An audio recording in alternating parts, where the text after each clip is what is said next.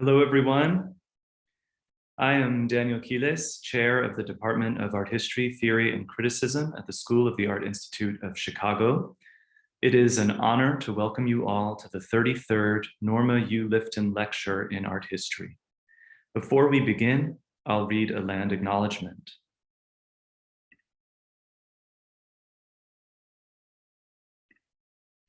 The School of the Art Institute of Chicago is located on the traditional unceded homelands of the Council of the Three Fires, the Ojibwe, Odawa, and Potawatomi nations. Many other tribes, such as the Miami, Ho-Chunk, Menominee, Sauk, and Fox, also called this area home. The region has long been a center for indigenous people to gather, trade, and maintain kinship ties. Today, one of the largest urban American Indian communities in the United States resides in Chicago.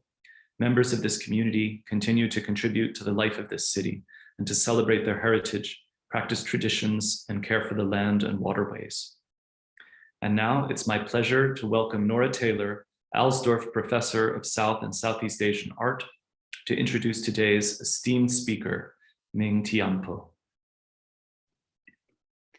Thank you, Daniel. And before I introduce our speaker, I want to thank profusely Carol Rosowski and the Lifton family for joining the webinar from all over the country for their ongoing support of this lecture series. It is my immense pleasure to welcome Professor Ming Tianpo back to Chicago, albeit virtually from Rome. After Professor Tianpo received her PhD from Northwestern University in 2003, she has been at the forefront of the movement to decolonize art history before it was even a term. Her 2012 book, Gutai, Decentering Modernism, is among the most important books, not only on the subject of the post-war Japanese art movement, but also on the theorization of transnational modernism. For the past decade, she has devoted herself to the creation of new modalities of cultural pluralism and critical engagements with globalization. In 2013, she curated the groundbreaking exhibition Gutai, Splendid Playground at the Guggenheim Museum in New York. For those who had the great fortune to view the exhibition, such as myself, it was indeed splendid. Upon entering Frank Lloyd Wright's building, viewers would be welcomed by rays of colored light from Sadamasa Motonaga's artwork, consisting of polyethylene tubes filled with colored water, suspended in the original version from trees, but here from the rotunda, and in the words of Alexandra Monroe, like giant brushstrokes in space. The exhibition, which recreated many of the iconic works by Gutai artists, captured the sense of play at the heart of the Japanese movement. The exhibition was not just a historical overview of Gutai, it also brought the works to life, made them present and relevant today. The show was also groundbreaking in another way. It paved the way for a number of Guggenheim exhibitions devoted to modern and contemporary artists outside of Europe and America. Indeed, when I visited the show in the spring of 2013, 3 other exhibitions of Asian art were on display at the same time. The UBS Global Map Initiative, curated by June Yap, No Country, Contemporary Art from South and Southeast Asia. The Indian-born Pakistani artist Zarina Hashmi's Paper Like Skin, and the Hugo Boss Award winner Yan Vaugh's installation, I Am You, You Are Too. As a scholar of Asian art, I was delighted in the Guggenheim's temporary transformation into a museum of Asian art. More recently, I also enjoyed viewing a formidable virtual event. Professor Tianpo chaired and participated in the multi-part program of online events hosted by the Paul Mellon Center titled London, Asia, Art Worlds, Pedagogy and Learning. As the events these past 18 months have taught us to rethink and reconsider our curriculum and our commitment to decolonizing art history, I couldn't think of a better person to give this year's Norma Lifton Lecture honoring women in art history. Professor Tianpo's exemplary scholarship has shed light on the contributions of artists in Asia in the discourse of modernity. And besides her study on Gutai, Among her many other books are Art and War in Japan and Its Empire, 1931 to 1960, with Brill, Under Each Other's Spell, Gutai in New York, published by the Pollock Krasner House and Study Center, and Electrifying Art, Atsuko Tanaka, 1954 to 1968, published by the Vancouver Morris and Helen Belkin Art Gallery. She's currently at work on two projects, Decentering Globalism and Paris from the Outside In, Art and Decolonization. Please welcome Professor Ming Tianpo.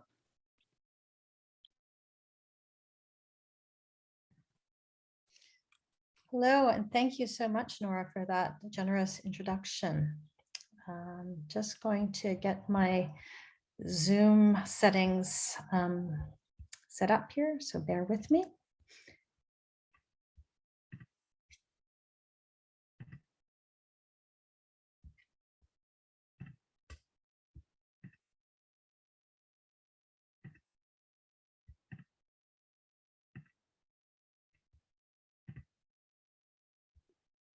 Okay.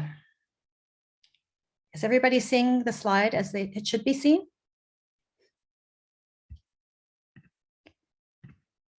Yes, okay, perfect. Firstly, I'd just like to start by expressing my gratitude to the Council of the Three Fires, the Ojibwe, Odawa, and Potawatomi nations, the School of the Art Institute of Chicago, and especially Nora Taylor, Daniel Quiles, Marissa Davis, the SAIC team, and the Lifton family for hosting me here today. It's a great pity that I can't be in Chicago right now.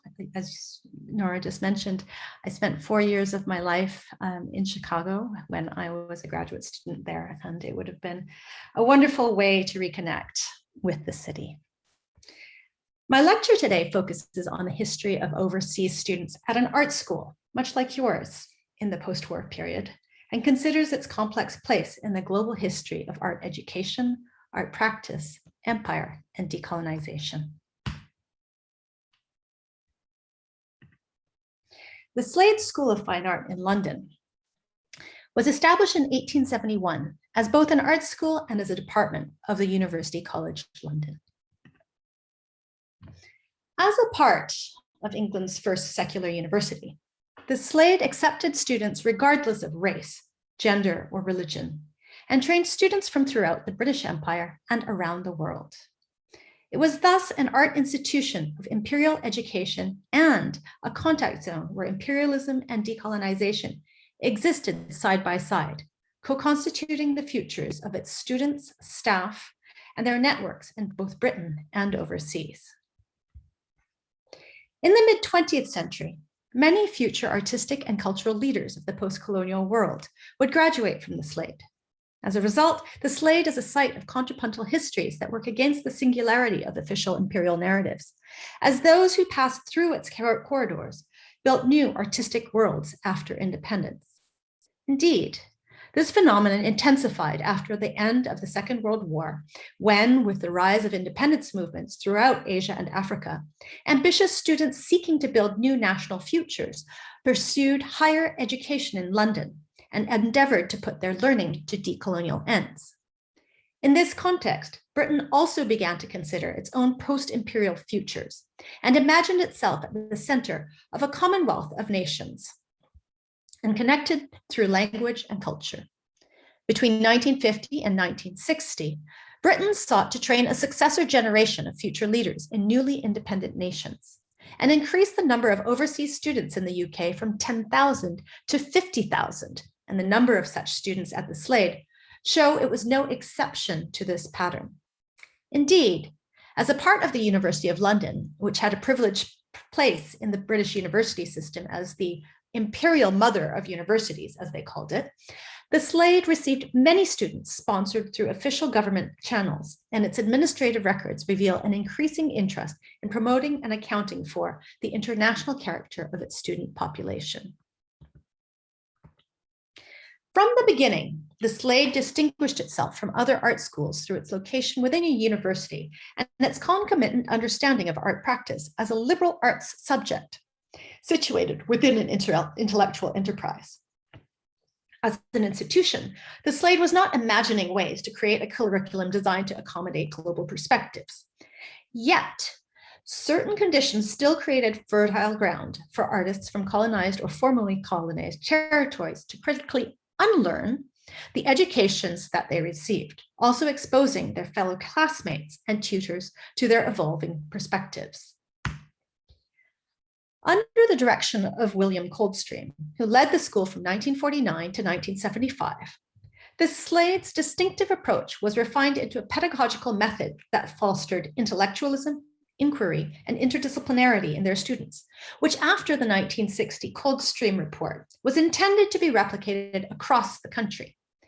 In addition to pursuing an art curriculum that centered on observational realism rather than copying from the antique, and European models expected in the Beaux-Arts tradition, students at the Slade were also required to engage in so-called complementary studies, academic subjects that were most often fulfilled by art history, or after 1967, film history, as well as other disciplines such as geography or history. While the intention of the reforms was to make art school approximate in quality and standard and achievement to a university course of the same length, the outcome was a far more fundamental shift in the ideology of art education in the UK. Indeed, Coldstream's own assessment was that the presence of art historians has, quote, enabled the student to understand relationships between his own activities and the culture within which he lives, unquote. In other words, art students educated within a university structure had a greater critical perspective on their relationship to the history of art. For those of you struggling with your art history classes, let this be an encouragement to continue working at it. It's important whether you like it or not. And if you don't like it, just ask yourself why and how you situate yourself and your work with respect to that discomfort. In the case of post-war Slade students coming from the colonized, decolonizing, or formerly colonized world, the critical perspective that they developed through their discomfort enabled them to see the systemic failures of art history's claims to universality and made the Slade a complex site of negotiation between imperialism and decolonization. A key concept in the analysis of these complex histories is the notion of contrapuntalism, which builds upon Edward Said's notion of the musical metaphor of contrapuntalism to address the presence of empire in the metropolis and the construction of a transnational counterpoint with multiple voices. I'm also extrapolating a third usage of the term from Said, who writes of the contrapuntal awareness produced by exile individuals, which here I extend to diaspora and migration. Indeed, overseas students met the challenges of studying within a system still structured by colonial epistemologies and found ways to shape post-colonial futures, define contrapuntal visual vocabularies, and build affective communities. In many cases, overseas students returned to newly independent nations to establish art programs that were at once in dialogue with Slade pedagogies and also attuned to local histories, materials, and traditions. A number of these students would create artworks that contributed to the articulation of global modernisms, while others made links through the revolutionary practices between the student movements of the 1960s, decolonization, and the Black arts movement. By focusing on the Slade School of Fine Art, this project adopts methodologies from the emerging field of global microhistory. With the methodologies, bringing together, the questions of global history with the methodologies of microhistory, whose studies often focus on an event, community, city block, or a school, which allows for the writing of more precise histories of the global through the smaller scales of transnational and transcultural ecosystems.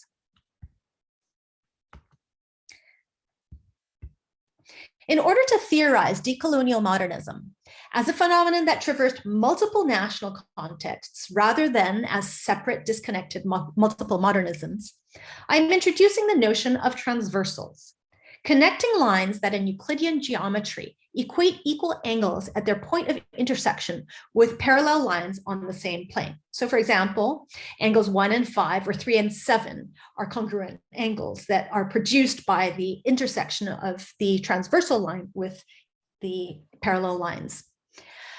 It traces the histories of artists from multiple decolonizing contexts at corresponding points of intersection in order to draw transversals, which here we can imagine as being like geography. The city of London could be a transversal.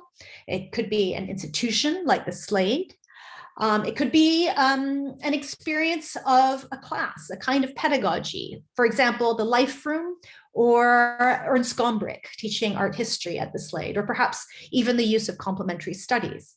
It could be a historical transversal. So you can see, right, that these are lines that are connecting lines that aren't necessarily going to imply an intersection, but that create these transversal connection points in order to create congruent angles, right? So we're thinking about historical moments like decolonization, racial tensions, and the Black arts movement. We could also even be thinking about aesthetics. We can be thinking about modernism.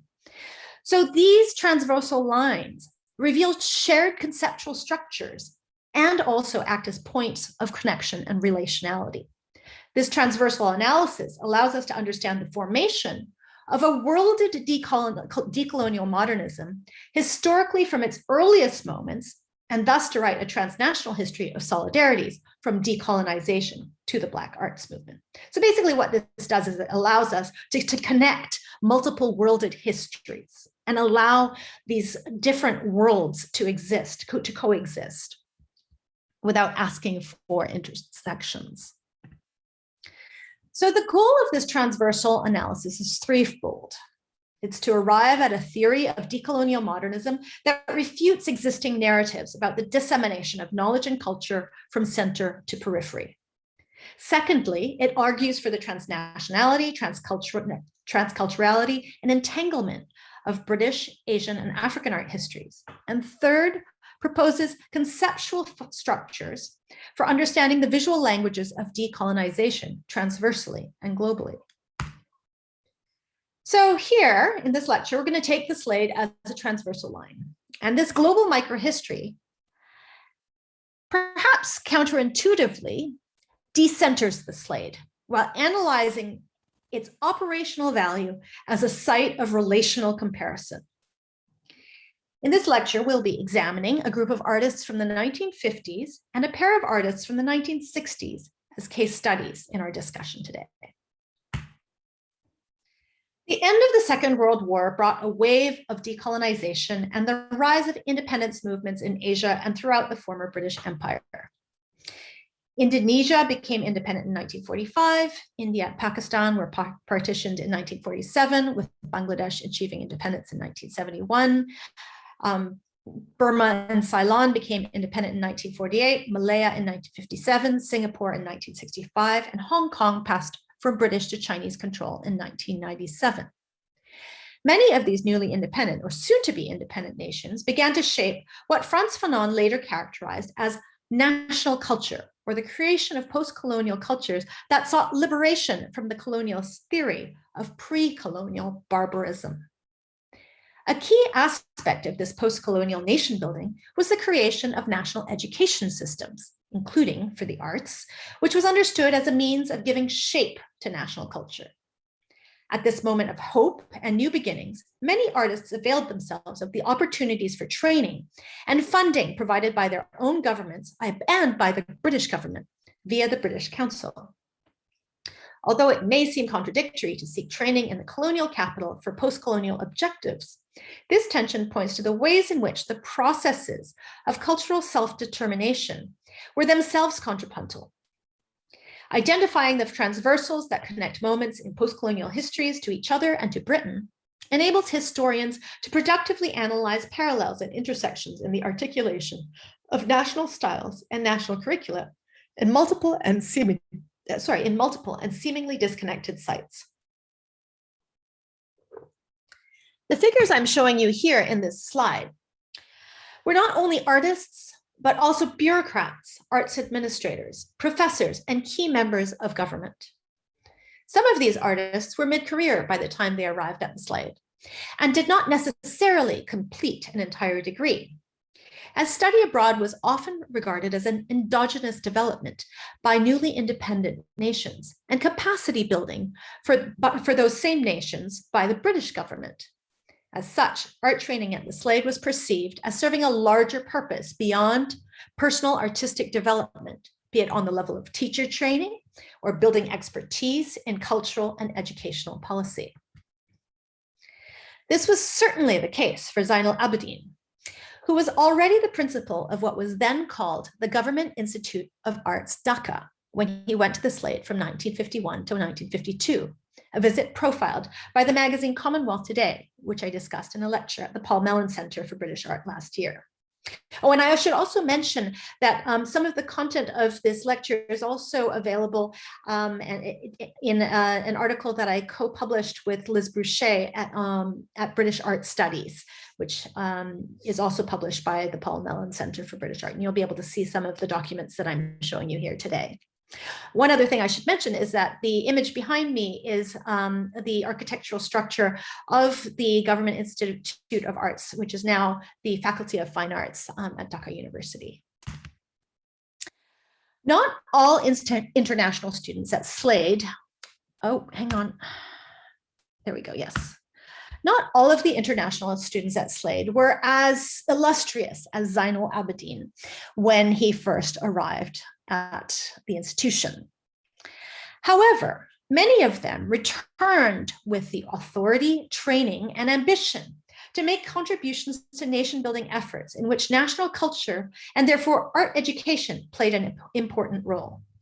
Jamila Zaidi, whose maiden name is Zafar, the first Pakistani woman to graduate from Slade, returned to teach at the National College of Arts, Lahore, and was called upon by the Board of Secondary Education to draft a national curriculum and a textbook, which she was asked to do in the national interest. Studying at the Slade from 1954 to 1957, Zaidi overlapped with Khalid Iqbal from Pakistan, Kim Lim from Singapore, Sam Ntiro from Tanzania, Ghazvi Asiri from Egypt, KG Subramanian from India, Ibrahim El Salahi from Sudan, Anwar Jalal Shemza, also from Pakistan, Zheng Yu from China, and Wendy Yao from Hong Kong, as well as other overseas students. This particularly interesting moment of transversal crossings would have provided Zaidi with a comparative ecology against which to imagine other post-colonial pedagogies and modes of making. She would also have established her own critical relationship to Ernst Gombert's lectures in the 1956 to 57 academic year, which were based upon his studies for art and illusion, in which he famously opened up epistemologies of art with the statement, "There is no such thing as art. There are only artists." When she was hired in 1960 by Mark Ritter Spangenberg at the National College of Art, Lahore, her thinking about art and education condensed into a vision that brought together her fine art training with Spangenberg's interest in craft. So Spangenberg came from a Bauhaus tradition. And in bringing them together, she challenged the epistemological divisions between the two. Indeed, she proudly advocated for contrapuntal pedagogies that wove together art and craft.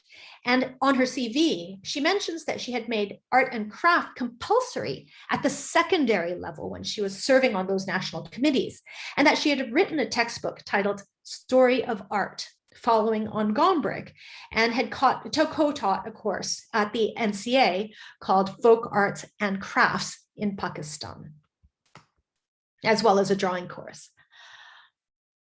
So now we're going to move to a different artist who was also a contemporary of Jamila Zaidi's, Zheng Yu, who was a student at the Slade from 1952 to 1956.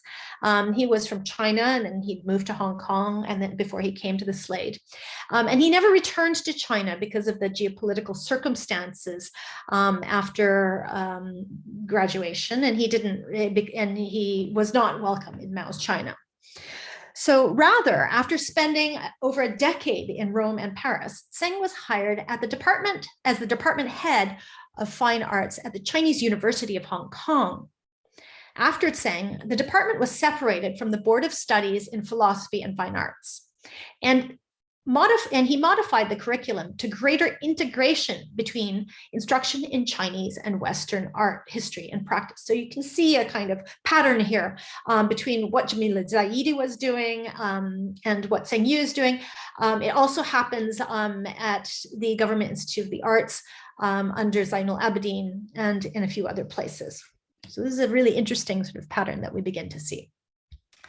Tseng's pedagogical thinking was systemic and synthetic and can be analyzed through 3 art history textbooks he co-translated into Chinese: Michael Sullivan's The Arts of China, Jansen's History of Art in 1991, and Julio Carlo Argan and Maurizio Fagiolo's Guida alla Storia dell'Arte in 1992. The combination of the 3 texts indicates Tseng's belief in the importance of enabling contemporary artists to situate themselves within multiple histories of art, not unlike the position taken by Zaidi. Argan and Fagiolo's Guida alla Storia dell'Arte, a book on art history methodology, is of particular interest because we start to be able to see how Tseng is thinking as it's accompanied by a preface that he writes.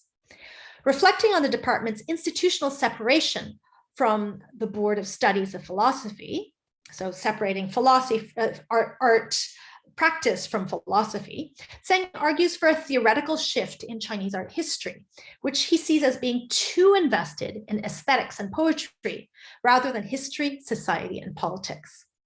Importantly, he also advocates for the creation of an art library and photographic library, such as the one at the Courtauld Institute of Art, as a necessary part of building contrapuntal foundations for art education. And here I think, gesturing at what Nora was talking about in terms of decolonizing art institutions, decolonizing our curricula, this begins to get at what is necessary. So, interestingly, both Zainul Abidin, the principal of the Government Institute of Arts, Dhaka, who I just mentioned, as well as Ratan Parimu, who was a Royal College of Art graduate, actually, who established the Faculty of Fine Arts at the University of Baroda in India, they both came to the same insight. In the case of Parimu, however, the Baroda image library that was built has become legendary for its global reach and vision and became the basis for a decolonial worlding of art history at Baroda that has become the focus of some scholarly attention recently, especially by Sneha Raghavan at Asia Art Archive.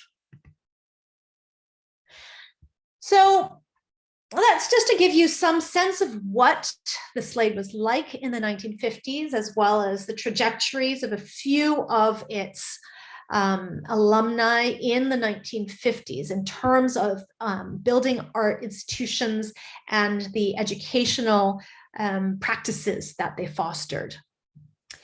We're just going to shift gears a little bit now, and we're going to look at 2 artists in particular, Vivan Sundaram and Hussein Sharif. Vivan Sundaram from India and Hussein Sharif from Sudan. And we'll be exploring their work in much greater detail than when we didn't look at the artwork produced by the artists I discussed in the first section, which took a little bit more of a sociological perspective to understand what those patterns and structures were.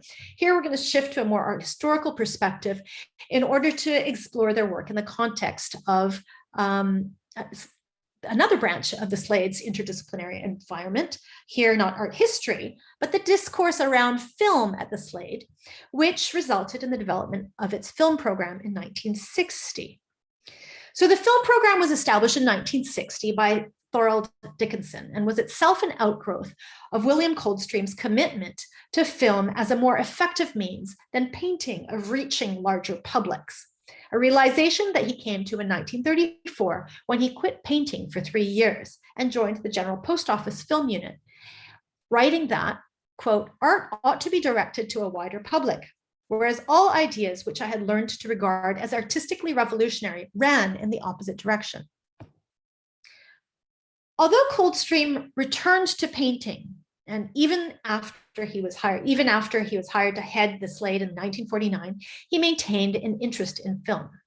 Alongside his administrative duties and growing role in the British art world, Coldstream continued to nurture relationships with his former colleagues at the General Post Office Documentary Unit and built relationships with the British Film Institute. When the British Film Institute became interested in establishing an academic film program in 1956, for example, Coldstream was contacted, and within a month, Coldstream and the University of London's provost had already agreed to set one up. By 1960, he had hired Dickinson, an old Film Society colleague and a filmmaker with an interest in Soviet montage, who had spent time in the New York art film world. Importantly, for an art school, Dickinson's perspective on film was focused not merely upon subject matter and documentary, but also on form, allowing a decolonial space to be developed by Sharif and Sundaram, which we will explore for the rest of this lecture, which is structured around a close analysis of these two works, Vivan Sundaram's South Africa from 1968, and Hussein Sharif's Tigers Are Better Looking from 1979. For Vivan Sundaram, who has become a leading figure of contemporary art, working between painting, sculpture, photography, installation, and film, his years at the Slade from 1966 to 1969 were formative in developing an interdisciplinary and politically engaged perspective. Here, I am showing you his monumental installation, Meanings of Failed Action, Insurrection 1946, collaboration with Ashish Rajad Yaksha and David Chapman. The work was a sound and light installation within the container ship that I'm showing you here, accompanied by an archive, all of which treated the subject of the 1946 insurrection of Royal Indian Navy sailors against the British government in Bombay Harbor, right on the eve of independence.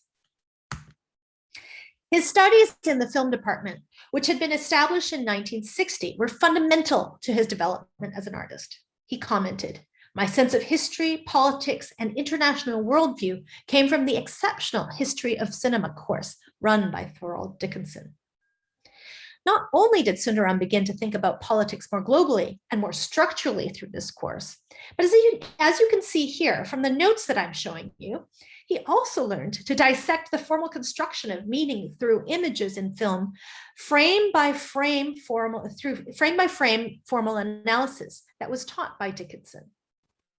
In his shot-by-shot sequence study of Alain René's film Muriel, a young Sundaram examines René's formalist and activist engagement with history through a film haunted by the Algerian War, a form that he reinvents as expanded cinema in much of his work. As Sundaram wrote in 1968, this contact with cinema has, on the one hand, opened new ways of looking and influenced my painting, as well as left me in the suspended position of changing to film.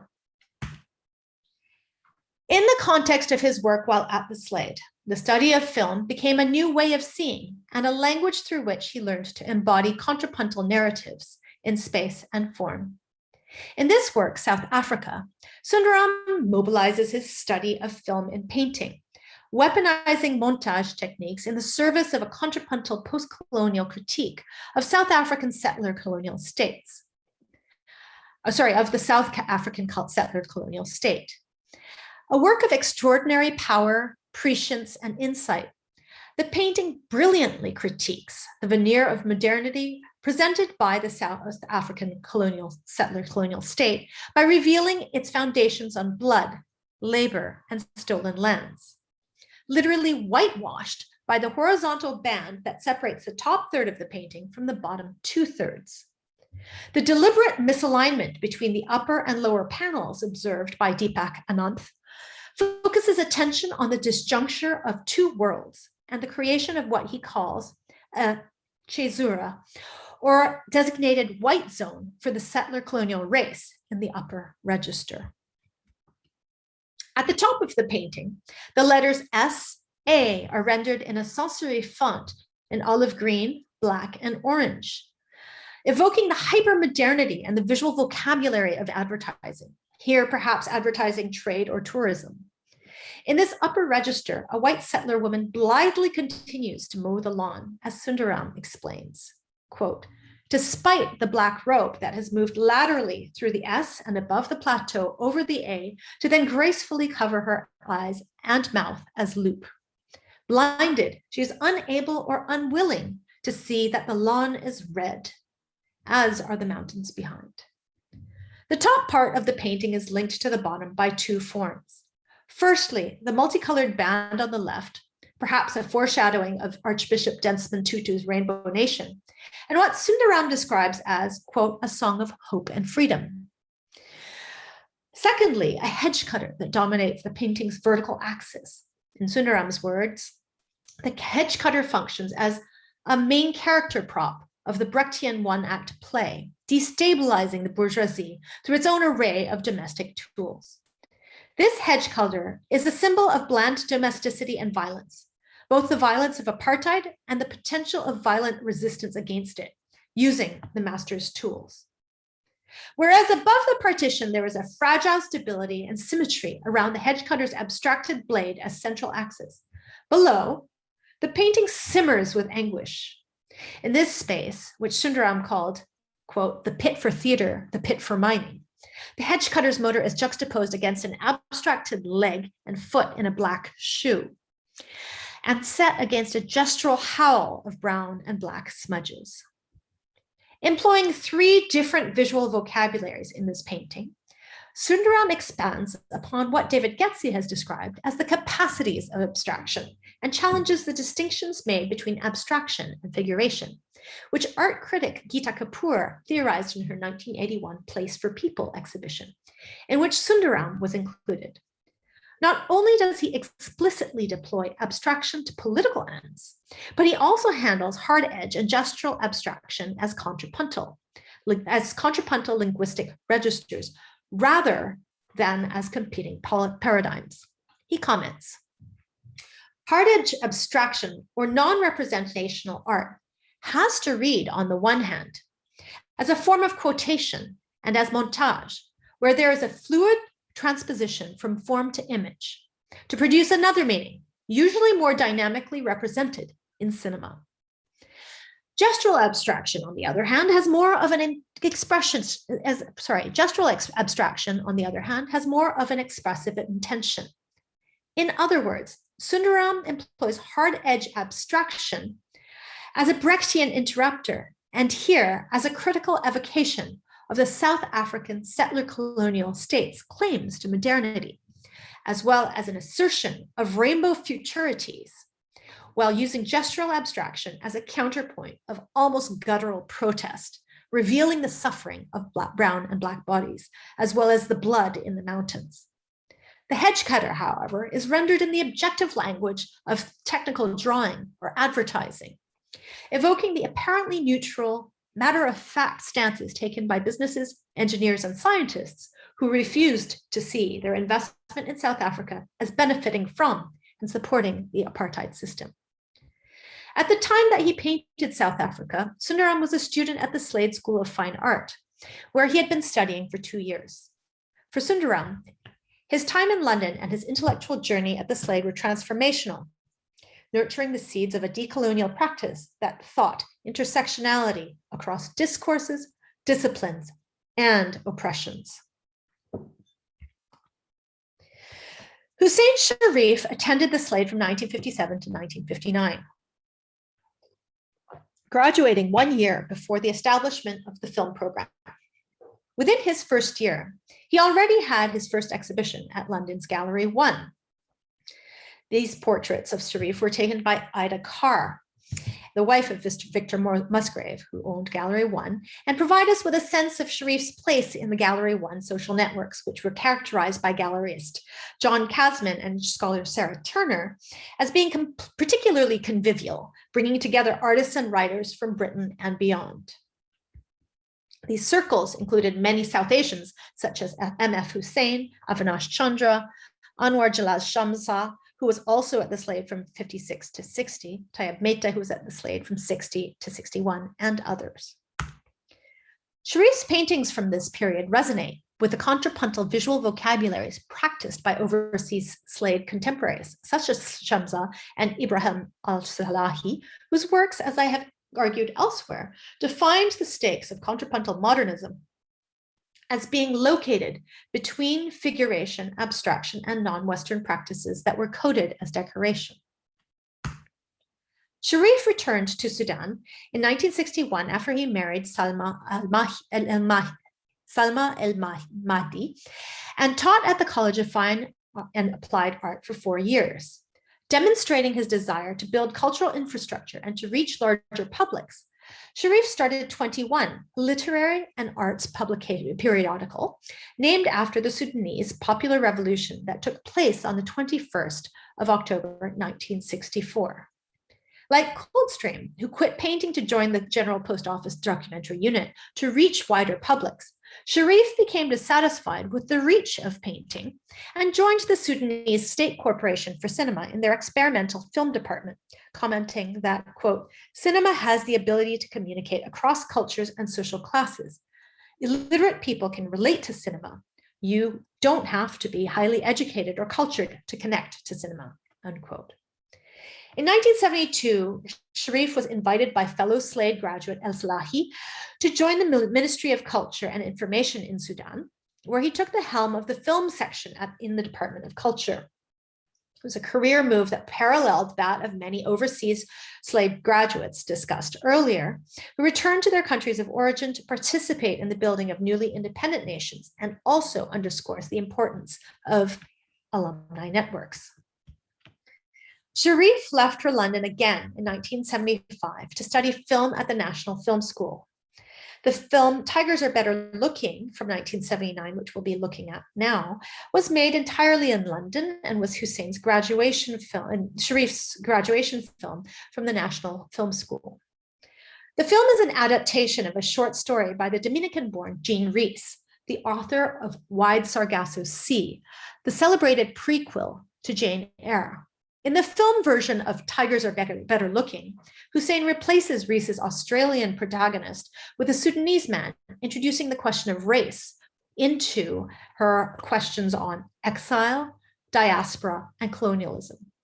Handled with the sensibility of a painter, the film is both a reflection on the moving image as artistic medium, as well as being social critique, emerging slightly before the important work of the Black Audio Film Collective, and groundbreaking films such as John Acumpha's 1986 Handsworth Songs. The film allegorizes existing in two places at once, of contrapuntal epistemologies through the metaphor of representation, of photography, of film, of performance, and also of writing and drawing, which we see the main character engaging in throughout the film. Through these representations, which frequently break the fourth wall, Sharif evaluates representations of both Sudan and London, critically manipulating perceptions and constructions of civilization and barbarism. The film begins with ethnographic representations of Sudan to the soundtrack of Hagiba music. The film lingers over black and white photographs of figures whose penetrating gazes perhaps reveal the discomfort with being represented. The film then cuts to the main character, dressed in a white suit and tie in color. A friend came to see me in a dream from far away. And in the dream I asked, did you come by photograph or train? All photographs are a form of transport and an expression of absence.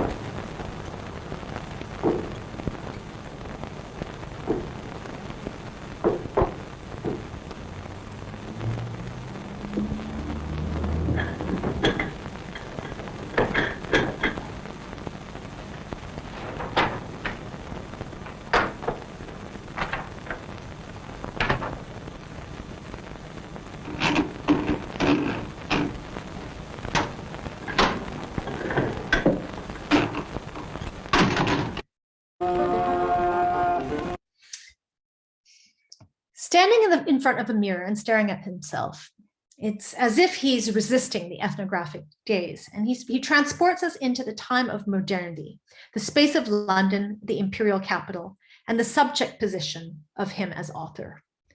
The main character walks into the London apartment, and he looks out the window at the Sudanese sky, made subjective through camera shake, then sits down at a typewriter to write.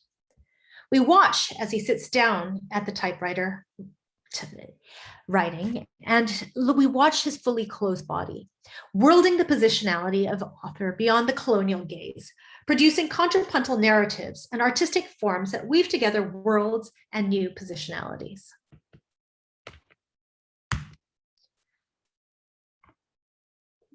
The next scene. Here it looks like the freest country in the world, but it really isn't. This is a special time of latent fascism, and I feel it won't be too long before it finally comes to the surface.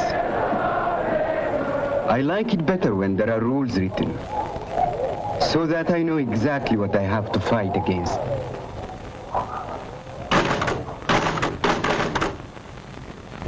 You have no idea how sick I am of all the phony talk against the left, and the distortion and fog in which our side lives too. To tell you the truth, people are exactly alike, whatever they call themselves.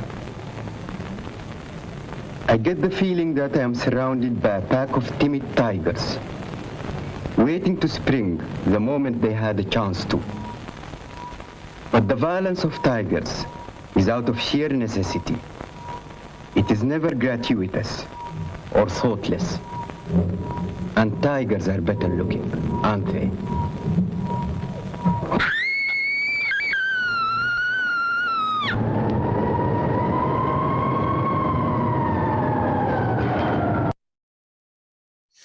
The social critique of this scene is complemented by the next scene I will show you, which takes place 2 minutes later. And I regret that I wasn't able to play you the entire film.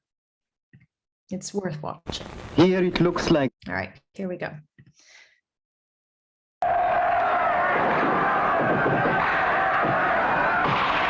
At least you know the rules here.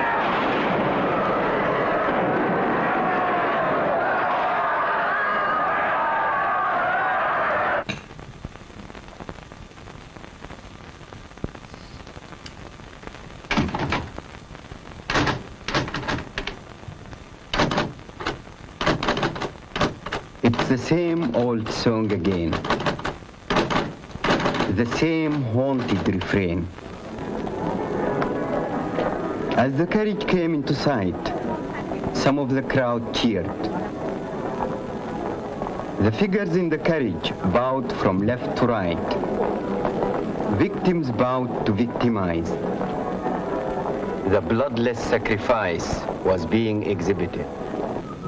The reminder that somewhere the sun is shining, even if it doesn't shine on everybody.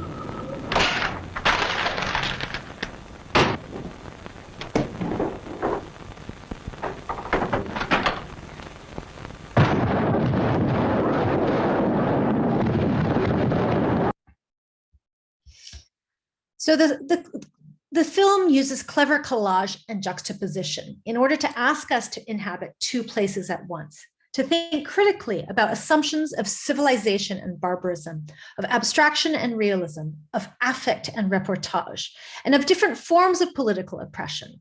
The raw exercise of power in Sudan, where, quote, at least you know the rules here, unquote, and the sublimated rule of empire, where the sun is shining, even if it doesn't shine on everyone. As the voiceover comments in the previous clip, I get the sense I am surrounded by timid tigers. The violence of tigers is never gratuitous, and tigers are better looking.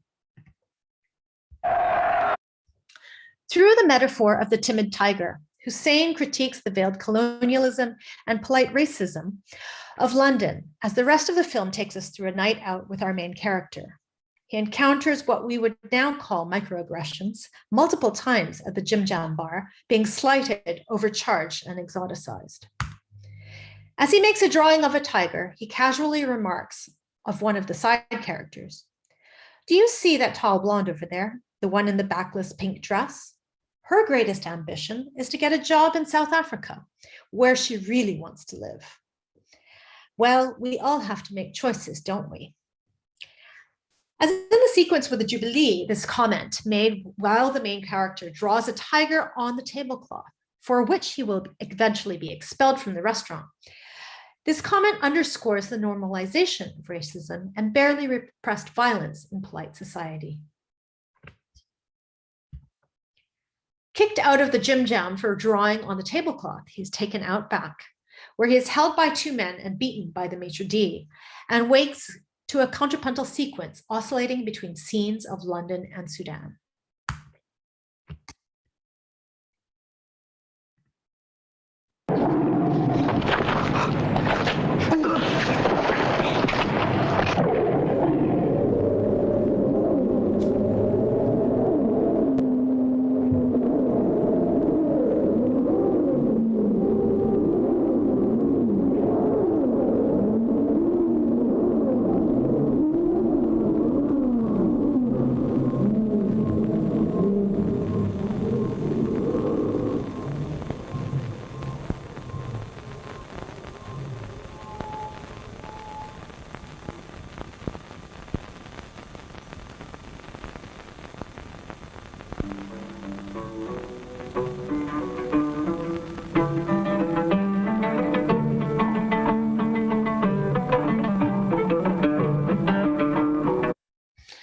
Diaspora is reconnected to transnational narratives through the liminal figure of the tiger.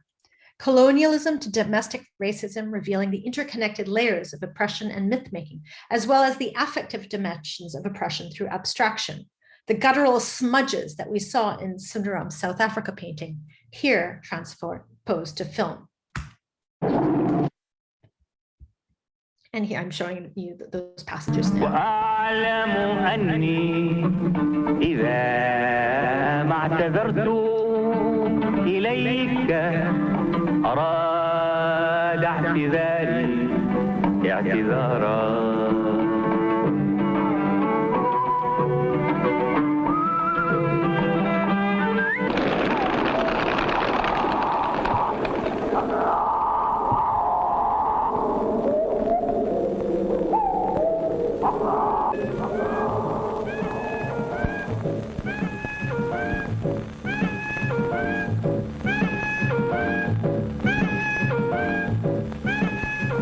What time is it? 4:15. Walk straight ahead, shut your eyes and stand on one leg.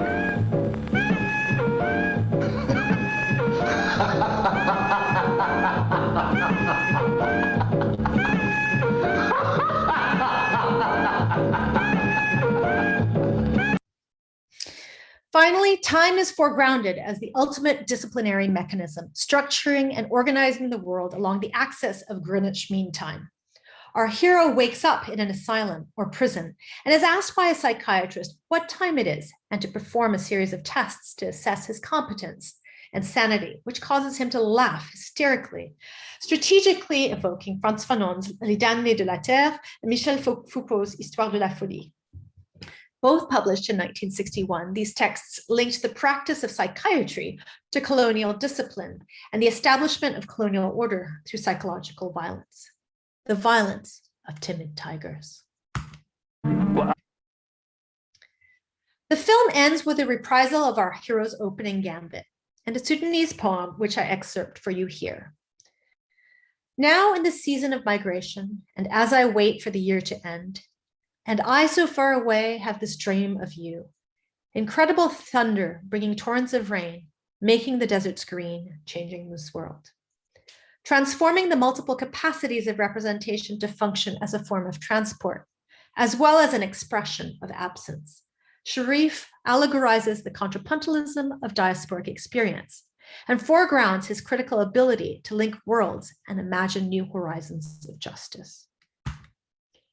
The history of overseas artists at the Slade offers us a global microhistory of the entanglements, translations, transformations, transversals, solidarities, and encounters that took place in London during decolonization and independence. What this analysis enables, beyond complicating our understanding of Slade history and the history of art in Britain, is the articulation of a critical global art history that draws transversal connections and relational comparisons from the ground up, rather than adopting a God's eye view of the world from a single point perspective. By constructing new geometries that allow us to analyze these decolonial figures from multiple parts of the world together, and by enabling us to think about their aesthetic propositions as related phenomena, we are, as Shumei Shi argues, quote, bringing into relation terms that have been traditionally pushed apart from each other due to the European exceptionalism that undergirds Eurocentrism, and writing a transnational history of decolonial modernism that sees these figures, who have generally been understood as isolated from each other in the history of art, so we don't generally look at artists from India and Sudan together, as revelatory of larger art historical structures. The significance of this systemic approach to decolonization cannot be overstated, even and especially now, and I will leave you with these last words by Sylvia Wynter, which speak to the long 1960s that we examined today. Now, with respect to the challenges to the single biocentric model of liberal monohumanist man, the 60s movements were really the first opening phase of the dynamic in which the series of isms initiated by the Black anti-apartheid struggle for civil rights, women's rights and feminism, indigenous and other of color rights, gay and lesbian rights, and so forth, had erupted to challenge man's episteme, its truth, and therefore its biocentric descriptive statement. And momentarily, they were making these challenges all together. But when you separate them, you retreat into the bourgeois order of things. You bring them together, and the world system had begun to question itself. Thank you.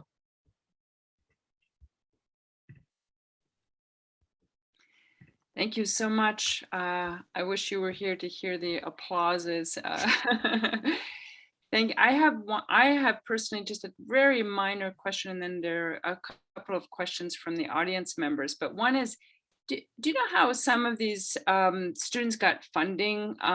Because I know that today there are scholarships and things like that available. I'm just curious if you had a sense of the funding for these students. Yes, in the 1950s, a lot of them were funded by the British Council. And many of them who were coming from decolonizing countries, especially those of whom had very good government connections, they were funded by their own governments. But I would say that the majority of the money came from British Council, and some of it actually even came from private companies. And students were able to raise tuition fees by applying to different companies to be sponsored to come to Britain. Okay, thank you. You're getting a lot of praise. Thank you for such a brilliant and engaging talk. Wonderful. I really enjoyed this. The first question is anonymous, but keeping in mind Eve Tuck and Kay Wayne Yang's admonition that, quote, decolonization is not a metaphor, I'm curious if the decolonial effect or potentiality of Slade could be likened to the distinction between orthodox and heterodox Marxism. To what extent was the contrapunto context of the Slade a supportive environment for expanding the discourse around decolonization to more explicitly include diasporic subjectivities and new solidarities? Okay, so here I have to start by saying that decolonization here is not a metaphor. It is actually a historical fact, right? These are countries that are throwing off colonialism and gaining independence. It's just a historical fact. And then the second part of your question is really about how the Slade nurtured these decolonial narratives or these decolonial histories. And as I hope I captured in both the title and also, the history that I was giving here, even though in the limited time that we have, I wasn't able to give you quite as much as I would have wanted. the Slade was in a very ambivalent position because it was trying to secure its futures for after decolonization. It was part of an imperial process, right? It was literally called the Imperial Mother of Universities. Actually, not the Slade, but the University of London, right? And it was part of a larger push to increase British influence and the influence of the English language in former British colonies. So there's a whole section I cut on, universities in Africa, actually, that had direct relationships with the Slade that were, overseen by Slade professors and had, in some cases, actually, also their degrees were being granted for a short period of time by the University of London. So, there are complicated relationships between the Slade and colonial universities or post-colonial universities. And so I don't want to say that the Slade was a decolonial institution. What is interesting for me is that because of the structures of funding and of imperialism, there were many artists that came from decolonizing countries and formerly colonized countries into the same space. And due to, a variety of different factors, some of them because the Slade was, thinking very critically about social justice at the time under William Coldstream. But, it opened a certain space for these artists to think in decolonial ways about their own work and about how to build institutions in their countries of origins. I think it's important here to say that, it was kind of a confluence, a conjunctural space that took place rather than being something that was consciously constructed as being decolonial. But perhaps, we can say that the students that were there created an environment where those arguments became, they were able to flourish. Thank you. An audience member, Bill Wells, has been asking a lot of questions about the tiger. And I know that I also, in my class on colonialism, we've been looking at a lot of tigers as well. So the question is, the tiger is an expression of fear, though to learn how to manage the flow and shape of space beyond domestic racism, that's a question, so I'm reading, may have to paraphrase, but how to realize the tracking of a digital currency that does not devour the citizens, but rather to reconcile the way in which the asylums can be unpacked. The nature of the practice of psychiatry is being revealed now in certain sites, but to expect people to survive the treatments is only practice. I don't know if these are statements or questions, but I don't know if you want to address a little bit more the figure of the tiger. Well, here, Nora, I think maybe we can get into a discussion because I'd love to hear what you have been talking about in your class about the tiger. You and I talked about Hotsunyan's Yes. 2 or 3 tigers, or is it 1 or 3 tigers? 1 or 3 tigers, I think. Yes, 2 or 3? 1 or 3. And there's the tiger and the theodolite that yeah. Evan Schwa wrote about too. Yeah. Yeah. And the exhibition that was at the Haus der Kunst that Hotsunyan's work was in was also called 1 or Several Tigers, I think.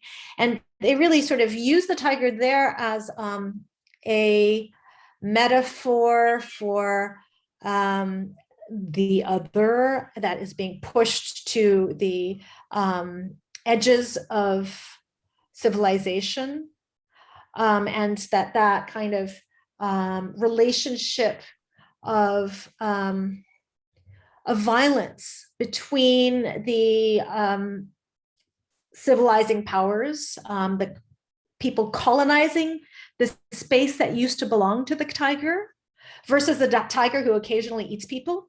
I think that kind of works as a metaphor as well, right? To think about, what is the violence of colonialism? What is the violence of settling, which looks peaceful, right? Yeah. Yeah, I mean, that's also in Kevin Chua's article about how tigers actually prey on domestic animals that are raised by humans. They're not preying on humans, but there's this fear of the tiger. And then there's the hunting of the tiger, that's a display of power and masculinity. That are so many paintings of the colonial period show tiger hunting. And then tiger looks very fierce. There's also the Tipu's tiger that was this music box that would belong to the Sultan, one of the Sultan of Tipu, who this music box shows a tiger mauling a British redcoat, and that's and the British audience at the Victoria and Albert Museum just loved that, loved that toy. It's an automaton. But because it growled or something. So we've been talking about kind of when the tiger appears in these paintings, and also as can it be seen, we question as a metaphor for this fear of the savage, fear of the the native gone rogue, gone wild, that you cannot tame, which I think in Sharif's film it seems like there's a lot of that going on too, Absolutely. Yeah, absolutely. And the idea that the tiger is also a site of resistance, right? That the tiger reappears when he's being beaten. That there is this sort of reemergence of a kind of violent response to his treatment right, or if his territory is being encroached on, then he becomes violent. That exactly. Yeah. Mm-hmm. That's all that. Yeah, and he also talks about how the tiger's violence is never gratuitous. Mm-hmm. Yeah. Right. And so it's about, I saw it also as a metaphor for a certain kind of response to colonialism that's a violent response. Yeah. Interesting. Yeah. Sort of like Fanon's article on violence, which really advocates for taking up arms. Right. Yeah, absolutely. Mm. I don't believe there are any other questions. Am I wrong? If there's any other question, please write it in the Q&A. And you're still getting many praises. Thank you so much for your research. I mean, I think you and I have talked about this, but there will have to be for a future collaboration. We would love to have you kind of look at SAIC as a case study for probably not, something more along the 90s, where there were a lot of students coming from Thailand, for instance, and coming to SAIC and going back to their countries. And I'm interested in that too, from the students from Southeast Asia who go back to Southeast Asia and what they bring with them after spending time in Chicago. But also, what do they bring to Chicago? That's an important thing to ask, right? Absolutely. What do they bring to Chicago in terms of, to people in Chicago, but also, when you're creating this environment where it's a pluralist environment and there are parallel responses to the place where you are, then you begin to look across those responses, right? Where, for example, Sharif starts looking at, Shams's work possibly, and we begin to see resonances that emerge between those two practices. Or Zaidi starts to look at the practices of all of the other people who were there at the same time as her. So it's right, very absolutely. Who they're sharing the classroom with. And if they're Exactly. sharing, and which is why I like some of the ways in which you're talking about, this international community. It's not, that they're encountering England, it's more like they're coming to an international community. Yeah. So Yeah. that's really, I mean, they're also encountering England because they're in England, right? yeah. But they're also encountering other people who are encountering England, which is a very interesting thing. Yeah. No, I find that Yeah. fascinating. Yeah. Okay, well, I think looking at the Q&A, and thank you again for a wonderful presentation. I think you've given us a lot to think about, and we may have more questions after we digest some of this, and I'll be in touch with you if there's some pressing questions. Okay. But thank you again so much. Thank you again to the Lifton family and to everyone who attended, and thank you for your generous timing. Thank you so much, Nora. Take care. Bye-bye. Bye-bye.